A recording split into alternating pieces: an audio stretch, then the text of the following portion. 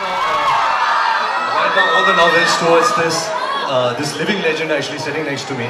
He called me a month back asking me if I would like to be part of his new book launch, which is Stuck on 140. And to be honest, I was never into poetry. I've never read a lot of books. This book came to me today, and it's a book of a lot of short poems written by Mr. Nandy. I think I should check it out because it's so hard to really get a feeling, put it in words, and write it and share it with the world. And I think Mr. Nandy does that exceedingly well. So I think we should just read a few poems from the book. Yeah? Well, Mr. Nandy, with your permission, if I can start with something I've really enjoyed, and I think something which kind of describes your immense, phenomenal work.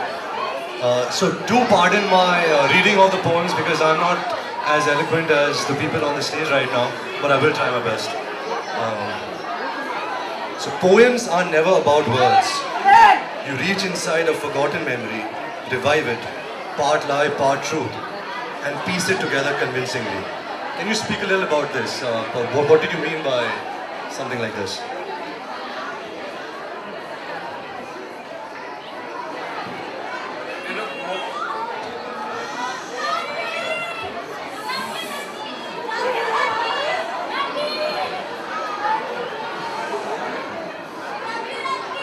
Please guys, one last request. We've begun reading. Let's hear the reader speak now. Please guys. Thanks. The point here is that it is not words alone that make poetry. It is touch, feel, love, everything that you feel around you that goes into a collection of written words that delve into memory, reach out into the future, and become part of living literature. The problem with our literature is that very often we treat it as something academic, something you read, something you learn, something you put away, something that lies in a dusty library. Poems are not about that. Poems are about reaching out, touching lives, reaching out, grabbing memory, reaching out into uncertainty.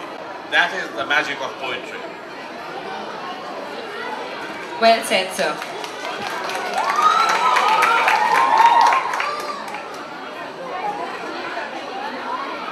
Nandy, is there something that, out of the many excerpts that you'd like to possibly share with Ranbir? I'll read one and then I'll give the mic back to Ranbir. Sure. You lie, so do I. Does that make us liars? Or are we just lovers? Claiming our share of eternity.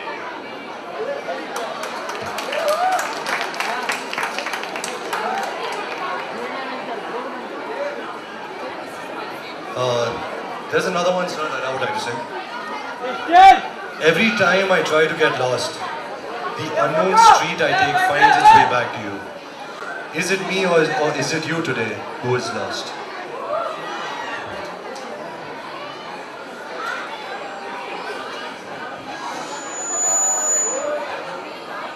So, but all these poems describe so many emotions, there's love, there's angst, jealousy, anxiety.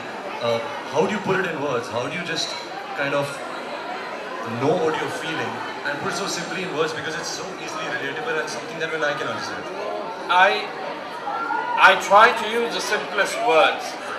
I think the most important part of language is touching people. If it doesn't touch your heart,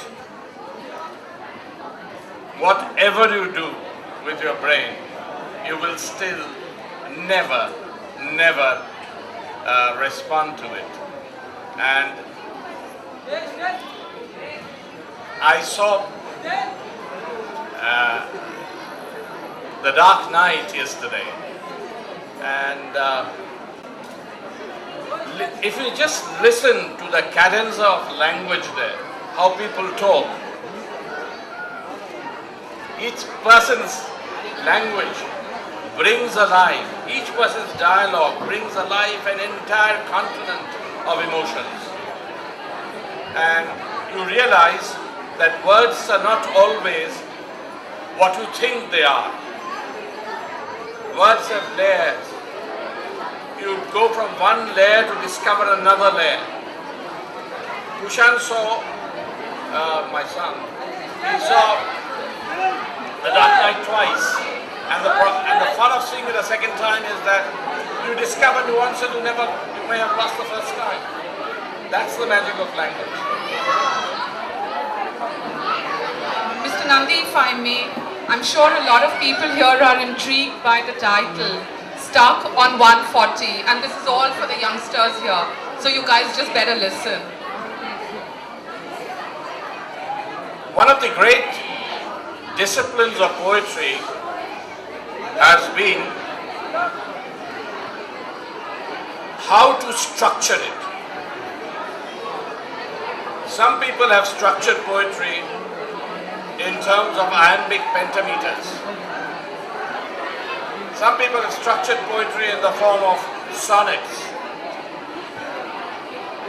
The epics have their own structures. The 10th and 11th century Sanskrit erotic poetry had their own structures.